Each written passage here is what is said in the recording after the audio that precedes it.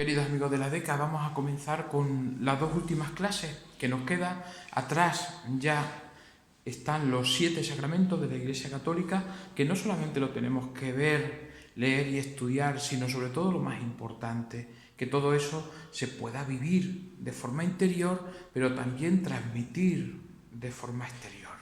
Por lo tanto, vamos a hacer algunas pinceladas en relación a la ética, a la moral, ¿no? Decía un filósofo, Immanuel Kant, que había dos cosas que le maravillaban por encima de todo. Sentía admiración, ¿no? Decía él, el cielo que está estrellado sobre mí y sobre todo también la moral que hay en mí, ¿no? Otro filósofo, Levinas, que hablaba mucho de la alteridad, ¿no? Nos comentaba cómo la ética, de alguna manera, constituía la responsabilidad que yo tengo con la otra persona. Es decir, mi existencia no solamente se debe y es para mí, sino que también tiene que estar interconectada con la necesidad de los demás, con aquello que demanden y sobre todo también con el sufrimiento del otro. Fijaos, en la primera diapositiva nosotros hemos visto un artículo para que vosotros lo releáis sobre también la ética de Xavier Guix. ¿De acuerdo? Vosotros mismos lo podéis releer y de alguna forma introducimos el tema. Si vamos a la segunda diapositiva, ahí viene una viñeta con un dibujo, ¿no? Que dice lo siguiente: de paso, estaba en el quirófano, quisimos intervenir tu conciencia y tu moral, ¿no? Pero sin embargo no la encontramos, ¿no? Y es cierto, vivimos en una sociedad donde muchas veces nos falta tener esa conciencia, ¿no? Esa voz interior que nos diga y nos determine lo que tenemos que hacer en cada momento y las circunstancias y los riesgos que ello ocasionan. Por lo tanto, la moral está en esa relación, ¿no? De comportamiento, de actitudes, de opciones, ¿no? Y que la persona quiere llevar a cabo, ¿no? Siempre buscamos la realización total de la persona desde la razón, desde la voluntad, desde la libertad. ¿De acuerdo? En la tercera diapositiva nosotros nos encontramos con la sensibilidad moral, ¿no? Es decir, oye, nosotros tenemos en parte, muchas veces, necesidad de estar receptivos, ¿no? Sentirnos involucrados con la necesidad, con el bien de los demás, ¿no? Queremos desarrollar la moral, ese deber ser, ¿no? Sin embargo, nosotros nos damos cuenta de que ese sistema de alarma que tenemos los humanos, que nos permite cuidar de nosotros, muchas veces no resulta fácil y muchas veces incluso supone un coste importante, ¿no? Lo fundamental es que tengamos claro, ¿no?, que en nuestra vida uno puede hacer el bien o puede hacer el mal, ¿no? Ahora acabo de leer un libro del Papa Francisco. Es una entrevista que le hace un periodista en torno a la figura de San Juan Pablo II. Si tenéis la ocasión de leer la biografía de San Juan Pablo II, os vais a encontrar con una persona tremendamente luchadora, un hombre de Dios y sobre todo una persona que supo afrontar la vida en clave de sufrimiento, de kenosis, de abajamiento, ¿no? Y eso, al final, pues obtuvo el premio de la santidad. Decía en ese libro el Papa Francisco, cuando el periodista le preguntaba sobre el mal, que qué opinaba, ¿no? Y dijo él, el mal es algo que destruye, que aniquila a la persona. Por lo tanto, cuando yo hago el bien, de alguna manera, lo que yo me quiero ayudar es a crecer a mí mismo. Pero sin embargo, si realizo el mal, como dice el Papa Francisco, me estoy autodestruyendo. ¿De acuerdo? Y por eso nosotros tenemos que ser conscientes, ¿no?, de los comportamientos que tenemos, salvando el buenismo o el rigorismo. El buenismo, bueno, todo está bien, estupendo, pero también existe el peligro del rigorismo, ¿no?, de intentar a cada acción que realiza el hombre ponerle prácticamente una zancadilla. Es como establecer pequeños dogmas, ¿no? No querer sacar lo bueno del hombre. Por lo tanto, frente a esa realidad nos encontramos todos, ¿no? La realidad del bien y la realidad del mal, sabiendo las consecuencias que tiene tanto desde un punto de vista como de otro.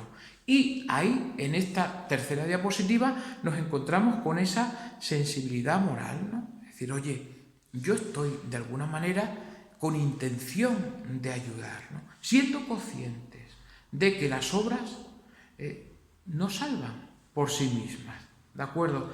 Pero sí las obras que yo realice dan autenticidad a la fe.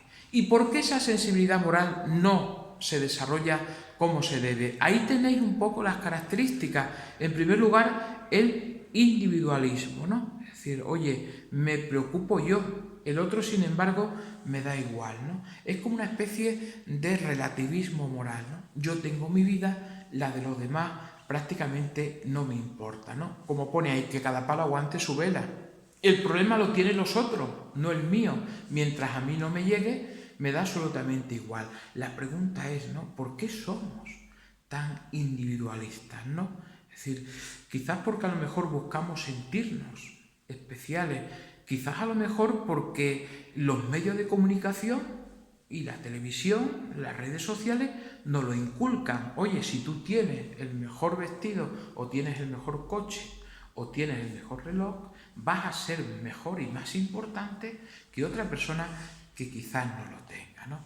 No lo sé, pero sí es cierto que existe una barrera para que yo desarrolle mi sensibilidad moral, el individualismo, el materialismo, ¿no? Es decir, es curioso, mientras más cosas pueda tener yo, mayor satisfacción creo que voy a conseguir, y sin embargo es lo contrario, ¿no? Es decir, compro, luego existo. Repito, compro, luego existo. Hombre, pues existe, pero que compres no significa que tú puedas ser más feliz, ¿no? Está claro que comprar más no nos hace más felices. Incluso en esta pandemia nosotros hemos aprendido a vivir sin tener que estar siempre gastando. No siempre hay materialismo, no siempre es así. Os pongo ahí el ejemplo del BlaBlaCar. Es decir, ya hay una forma de entender una serie de herramientas desde el punto de vista de la comunicación, en este caso a través de los coches, que constituye también un compartir, un aprendizaje, ¿no? Ya no voy yo solo, voy con un grupo de personas. De alguna manera también estoy favoreciendo la comunicación y estoy de alguna manera salvo protegiendo el medio ambiente, porque son menos los coches que se utilizan y la riqueza que yo puedo tener a la hora de comunicarme con esas personas. Tercero, la mediocridad en el trato humano, ¿no? Es decir, oye, está claro, ¿no? Es decir, todo eso ahora se fundamenta con las redes sociales, ¿no? Es decir, nos cuesta comunicarnos, nos cuesta ponernos cara a cara, dialogar, ¿no? ¿Qué vamos a decir? Incluso de las comunidades de vecinos, de los vecinos propios que uno puede tener, donde muchas veces pasa desapercibido y quizás esa persona ni siquiera se molesta en saber cómo estás o cómo te encuentras o cómo has pasado este tiempo de confinamiento, ¿no? Y por último, cuarto, la miseria moral. Nosotros lo acabamos de ver, por ejemplo, con el rey emérito. Después de la cantidad de cosas que tiene, de la cantidad de privilegios que atesora, resulta que nos hemos enterado de que cobraba ciertas comisiones respecto a algunos temas y que ese dinero que no declaraba se lo traspasaba a su amante, a Corina, ¿no? Por lo tanto, tenemos de hoy un ejemplo actual de cómo puede penetrar en nosotros esa miseria moral y que realmente nos va a hacer mucho daño. En la segunda diapositiva tenéis ahí la moral bíblica, ¿no? Antiguo Testamento y Nuevo Testamento, ¿no? En el Antiguo Testamento la relación de Dios con el hombre era una relación de alianza, apelaba a la responsabilidad del hombre. Decía Dios, yo seré para vosotros un Dios, pero vosotros tenéis que ser también para mí un pueblo. De alguna manera, esa gente a la cual se apelaba la responsabilidad vivían con cierto temor, ¿no? Y con cierta autoridad que provenía de Dios. La observancia eran los mandamientos, el decálogo, aquello que se le entregó a Moisés en el monte Sinaí. Es la cláusula que el hombre tiene para respetar si quiere estar en comunión con Dios.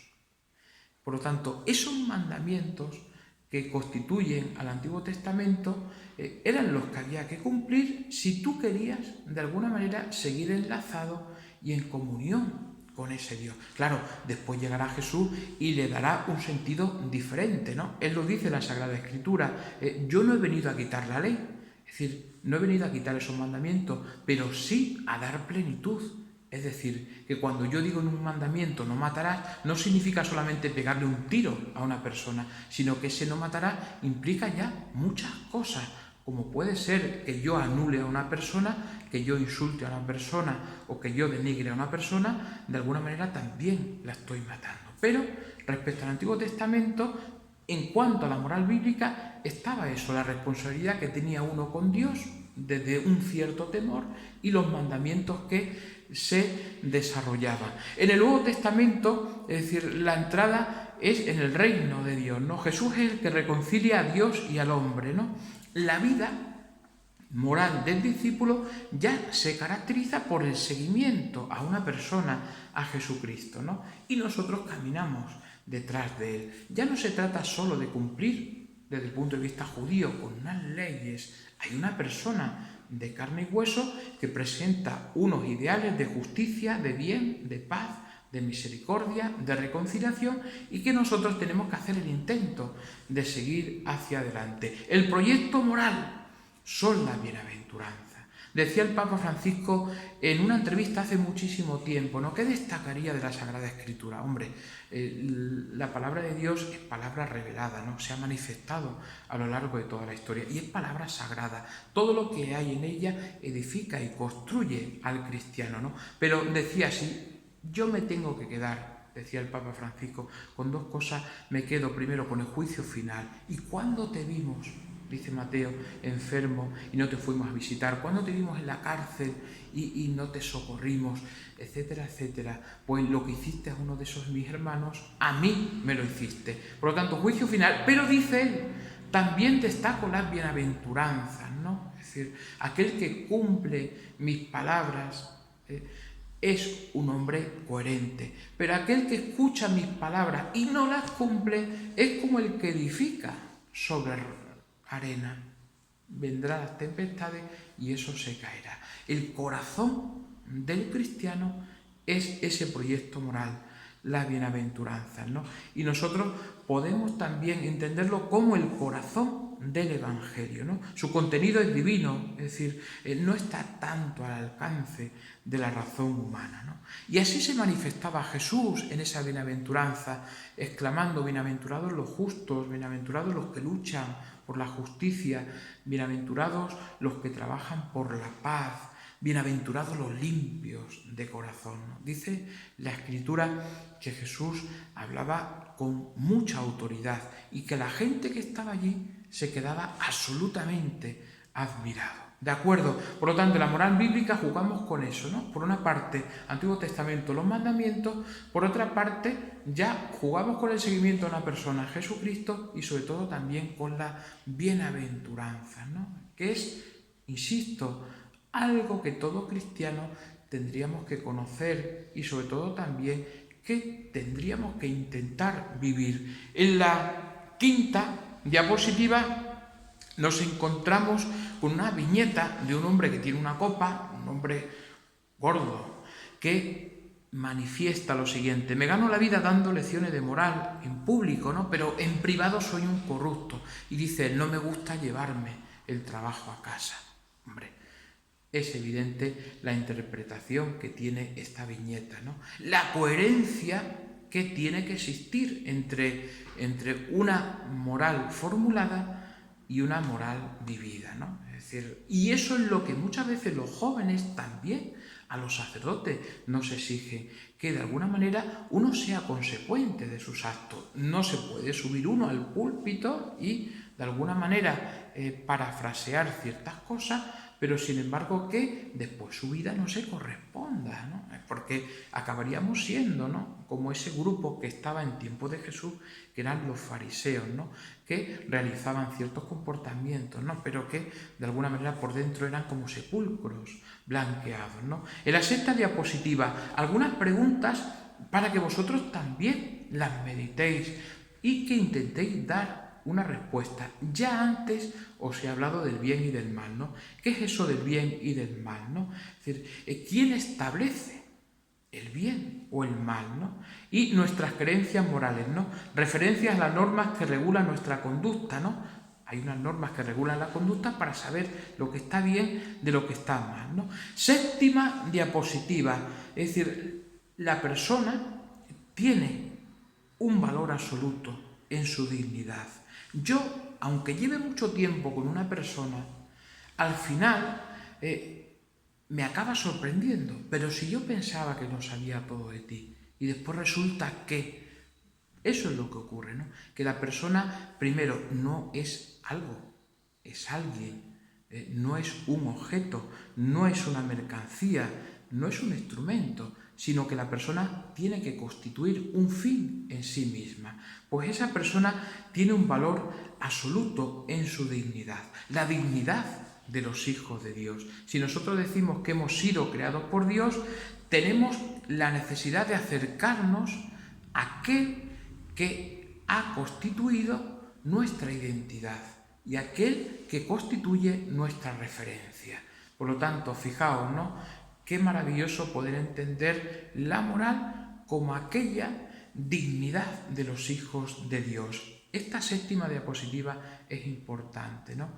Hay algo fundamental, único y que hace especial y distinto a cada persona, y es su dignidad, independientemente de lo que tenga, independientemente de dónde viva o independientemente de con quién viva, ¿no? Cada persona es única y esa persona está, como dice la Sagrada Escritura, escrita ese nombre en la palma de la mano de Dios. La octava diapositiva, otra viñeta para que nosotros vayamos reflexionando, ¿no? Es decir, sube el empleo, ¿no? Hecho a una persona que cobra 1.000 euros y contrato a una persona que cobra 500, ¿no? La pregunta yo creo que prácticamente no necesita respuesta, ¿no? Es decir, ¿es digno ese comportamiento que se ha llevado a cabo? Qué hermoso sería poder debatir todas estas cosas, ¿no? Y pasamos a la novena diapositiva, ¿no? 3 características que permiten su carácter moral. En primer lugar, vivir en sociedad. El hombre es un ser relacional, un ser social. Nosotros necesitamos comunicarnos. Ahora más que nunca, nosotros necesitamos entrar en contacto con las personas, escucharlos, comer con ellos, darles un abrazo. ¿De acuerdo? Por eso nosotros no hemos llevado bien el confinamiento, porque el hombre de por sí es una persona que necesita interactuar. ¿De acuerdo? Por lo tanto, si yo quiero llevar a cabo un carácter moral, necesito en primer lugar vivir en sociedad. No puedo ser como una isla, aislarme, no puedo comportarme como un francotirador, ¿no? Esto tiene que ser un toma y daca, ¿no?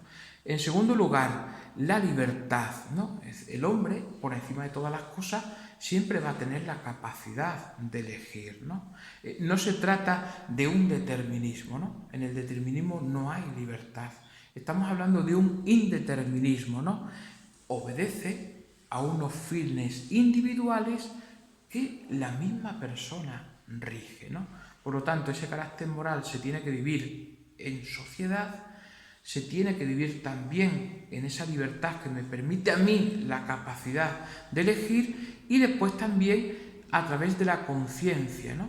Es decir, es esa especie de voz interior, ¿no?, que te dice las consecuencias que tienen tus actos. Y la conciencia está dentro del hombre. Lo decía San Pablo, ¿no? Es decir, todo lo que hay de bueno o de malo en la persona no está fuera de ella, porque siempre nosotros tendemos a culpar al que tenemos enfrente o al que vive con nosotros. Dice San Pablo, no.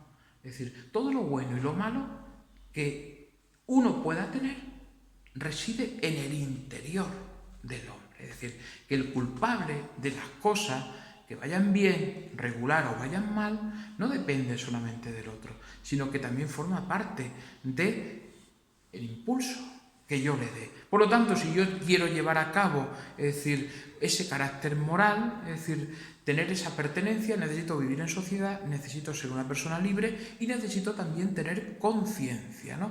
Y de ahí nos vamos a la 10ª diapositiva, donde te aparece un listado grande con diferentes colores de cosas que atentan contra la dignidad humana.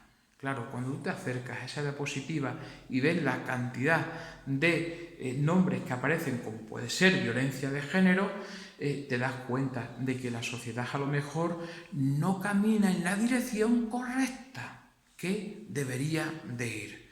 Diapositiva 11, las normas, ¿no? Es decir, ¿por qué la gente no cumple las normas?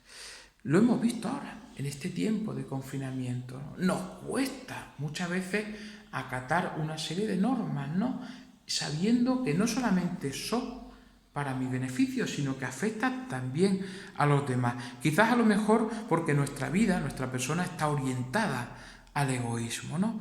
Lo cierto es que aspectos culturales influyen, lo mismo que la responsabilidad que yo tenga. Si yo voy, como estos días, por la fuente luminosa de Cáceres y me encuentro como una madre cruza con sus 2 hijos un paso de peatón cuando el muñeco está en rojo, de alguna manera tú no estás cumpliendo con esa responsabilidad. Por lo tanto, hay veces que dentro de la cultura se nos mete una forma de actuar que no se corresponde, ¿no? Ahí lo tenéis, ¿no? El ser humano es algo distinto al resto.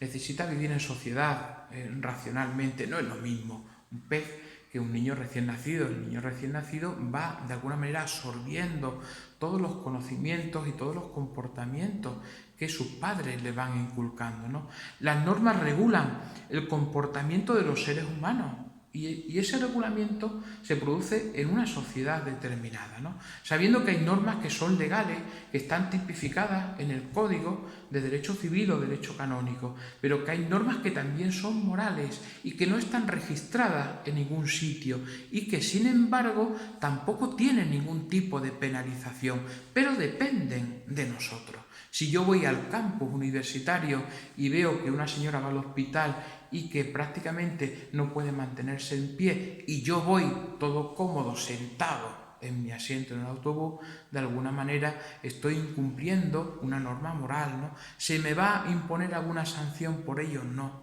pero sin embargo es algo que depende de mí. Por lo tanto, a la hora de acercarnos a esas normas que regulan el comportamiento de los seres humanos, nos encontramos con normas que son legales y con normas que también son morales. Hay normas, como pone aquí, que prohíben, si tú vas con tu coche recién comprado y te saltas un stop, evidentemente estás infringiendo, ¿no? Otras que nos dicen lo que debemos hacer, ¿no?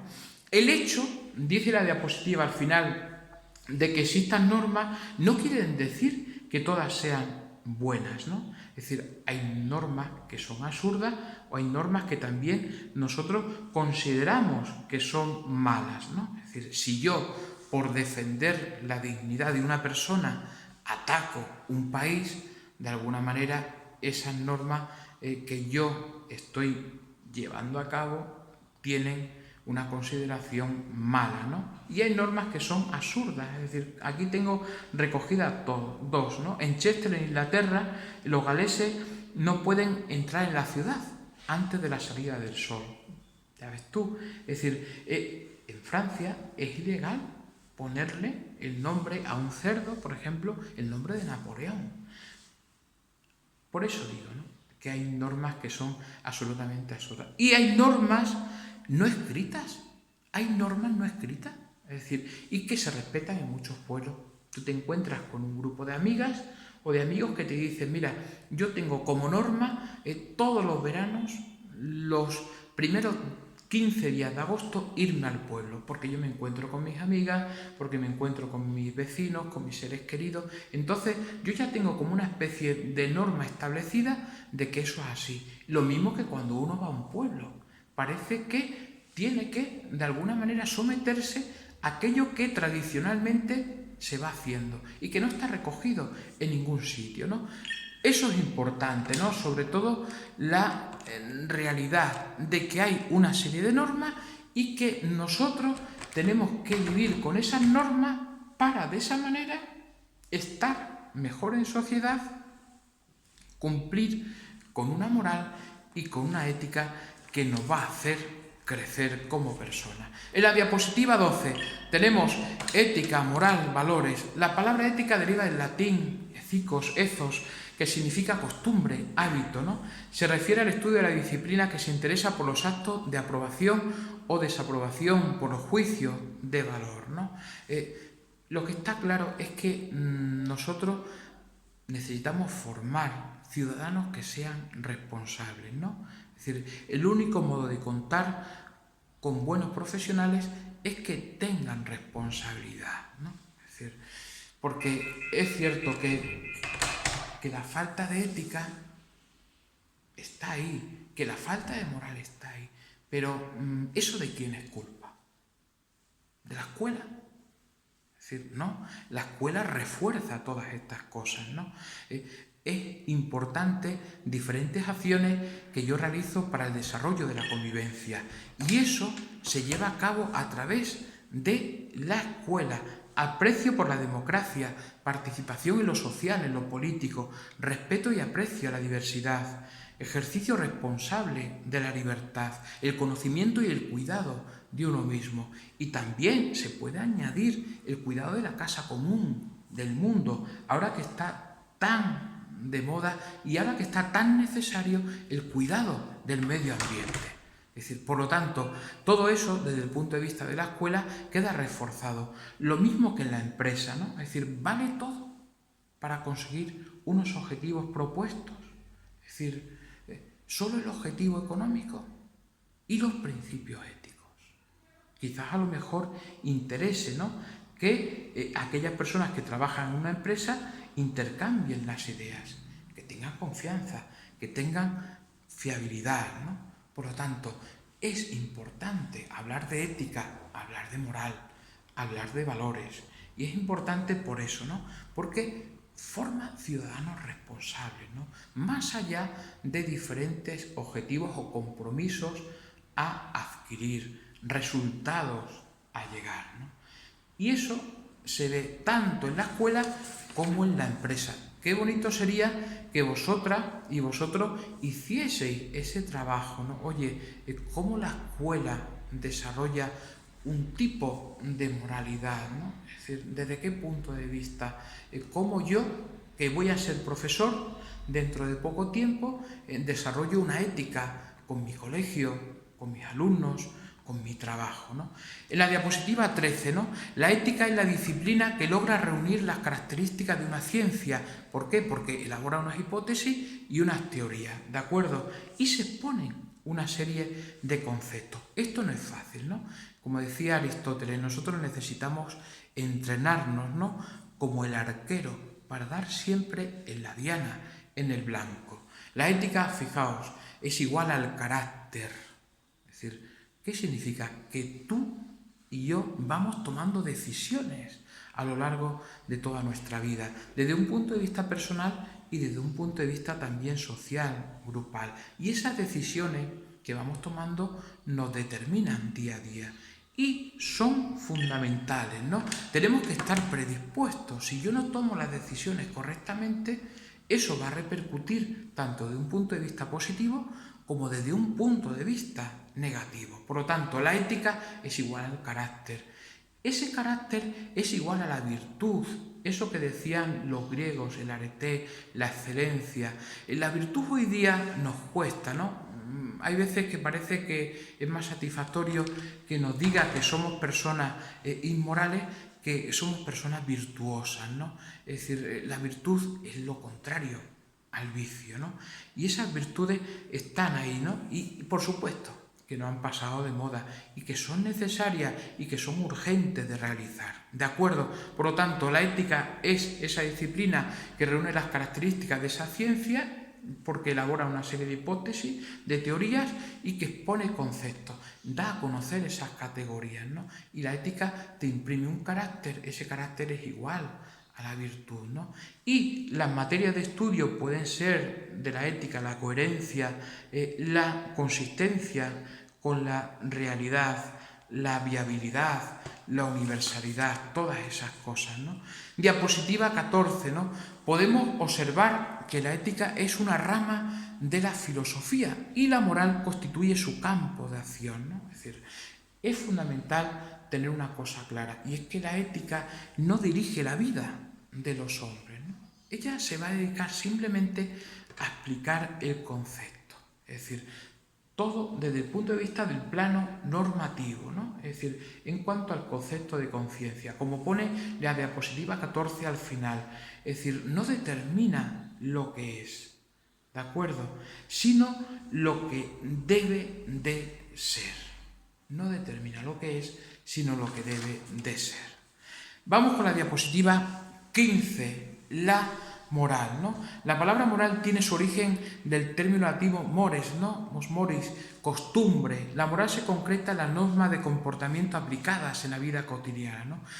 Si yo asumo con responsabilidad esas normas, estaré encaminándome hacia la felicidad, ¿no? Pero si yo soy incapaz de identificarme con ella, voy a encontrar dificultades y esas normas ya no me conducen a una satisfacción, a una felicidad, sino que muchas veces las voy a ver como una especie de opresión. Por lo tanto, dependiendo de cómo yo abrace esa moral, vamos a llegar a un fin concreto positivo o a un fin negativo de opresión, ¿no? La moral es el conjunto de normas de cómo comportarse en sociedad. Es el conjunto. ¿Por qué? Porque forma parte del individuo, forma parte de un grupo de individuos, de una sociedad o de un código moral en particular. Llámese los mandamientos religiosos o simplemente el Código Civil Penal. Por eso hablamos del conjunto de normas de cómo comportarse en sociedad, ¿no? Es decir, en presencia de otros individuos. Se puede hacer de forma real o de forma imaginaria, ¿de acuerdo? Y eso está determinado, es decir, esa moral como conjunto de comportamientos en sociedad a través de esas normas, está determinado por las tradiciones, por la cultura, por las costumbres. Si tú vas a Asia, resulta que aquí lo pone, ¿no? Es decir, que crían perros en cautiverio para después comérselos, ¿no? A nosotros nos parece una aberración, pero sin embargo ellos tienen esa costumbre, ¿no? Las religiones, el libro del Deuteronomio, capítulo 22, ¿no? La lapidación por virginidad, la empatía, es decir, oye, la empatía significa que yo sienta con el otro, es decir, que de alguna manera yo cierre los ojos y me identifique tanto con las alegrías como las penas que la otra persona puede estar atravesando, ¿no? Y también con la ética. Siempre la ética, insisto, desde el punto de vista del concepto, ¿de acuerdo? Desde el punto de vista de lo racional, de hipótesis, de teoría, ¿no? Es decir, no interesa otra cosa. ¿De acuerdo? Olegario González de Cardedal, uno de los grandes teólogos del siglo XX que recibió hace poco tiempo el premio Ratzinger, decía una cosa curiosa. Hay 4 columnas que sostienen la sociedad, ¿no? La economía, la cultura, la política y la religión, ¿no? Y hay 4 que las mantiene limpias. Hay 4 cosas que mantienen limpia la sociedad, decía Olegario, ¿no? La ciencia, la cultura, la moral y la religión. La sociedad no puede olvidar que el hombre busca sentido a la vida, que anhela la verdad y que desea la esperanza. Fijaos que un gran pensador del siglo XX, un gran teólogo, te diga que hay 4 cosas fundamentales que mantienen limpias a la sociedad, ya te da un poco la orientación y el horizonte hacia el cual caminar, ¿no? La ciencia, la cultura, la moral y la religión. ¿De acuerdo? Y vamos a la última diapositiva, la 16, ¿no? La moral está constituida por dos aspectos. Jugamos con un plano normativo, lo normativo que es igual a el ideal, y jugamos con un plano fáctico que tiene relación con lo real, es decir, con el hecho, con lo que es. Y en esos dos planos es donde se desarrolla la moral, ¿no? Es decir, es cuando esa figura de Sócrates, ¿no?, que acata de alguna manera, es decir, la voluntad del Estado para morir dignamente, conforme a aquello que él piensa y conforme a aquello con lo que él cree de verdad, ¿no? Y si tiene que beber esa cicuta y morir, lo hace con pleno convencimiento. ¿De acuerdo? Por lo tanto, es decir, antes que oponerse a cualquier tiranía, él fue moralmente y éticamente consecuente. ¿De acuerdo? Pero siempre jugamos desde esa doble perspectiva, ¿no? Lo normativo y lo fáctico. Normativo guarda relación con lo ideal, lo normativo guarda relación con lo ideal, evidentemente, lo que he dicho, y lo fáctico guarda relación con lo real, con el hecho, con lo que es. Mañana, el próximo viernes, vamos ya a meternos con la diferencia entre la ética y la moral. Y vamos a ver algo fundamental, ¿no? Una serie de condiciones que posibilitan de que la moral a nosotros nos permita ser feliz, ¿no? Por lo tanto, ahí yo voy a ofrecer una serie de propuestas y de tesis para intentar hacer ver que la moral no es una carga. Al contrario, que edifica a la persona, que te realiza y sobre todo que hace que puedas vivir en paz y en felicidad. ¿De acuerdo? Mando a la delegada las tareas de clase, ya sabéis que estamos divididos en 4 grupos y se trata de que vosotros también, vía Skype, a través de las tecnologías, podáis discutir aquellas cosas que yo os propongo y extraer conclusiones, ¿no? El objetivo siempre es el mismo, ¿no? El poder trabajar en equipo y de esa manera también obtener más enriquecimiento en cada una de las ideas que vayamos adquiriendo. Por lo tanto, ánimo y adelante, nos quedaría una clase solamente, todo evidentemente quedaría desde el punto de vista de la moral muy escaso. Los sacramentos los tenemos complementados, pero creo que esta introducción a la moral nos vendrá bien, tanto a vosotros como a mí. ¿De acuerdo?